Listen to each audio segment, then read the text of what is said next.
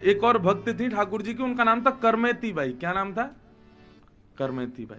Karmeti by के बारे में बताते हैं कि जब करमेती बाई वृंदावन आई अपने घर से, तो राजा के सिपाहियों से बचने के लिए एक मरे हुए ऊंट के शव के भीतर छुपके रही 3 दिन तक।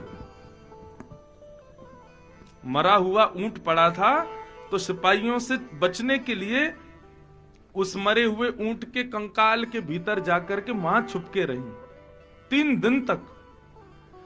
जब ये बात ब्रज के संतों को पता चली, तो जब करमेती बाई बैठी थी तो किसी ने उनसे आके पूछा, करमेती बाई, हमने सुना है कि आप जब आ रही थी वृंदावन तो सिपाहियों से बचने के लिए आप 3 दिन तक ऊंट के कंकाल में रही। करमेती बाई बोली, हाँ।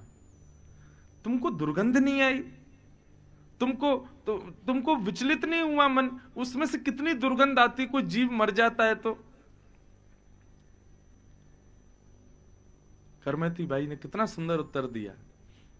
बोले, उस ऊंट के अंदर दुर्गंध तो थी, लेकिन संसार के विषय की दुर्गंध के आगे वो दुर्गंध कम थी। जो संसार के विषय भोग वस्तु में आसक्त हैं, ऐसे लोगों को वो दुर्गंध लगेगी, लेकिन मैं तो विषय भोग से निवृत्त हो गई थी, मुझे तो कृष्ण ही कृष्ण दिख रहे थे। उस समय वो दुर्गंध मुझे संसार के विषय की दुर्गंध के आगे कम लग रही थी।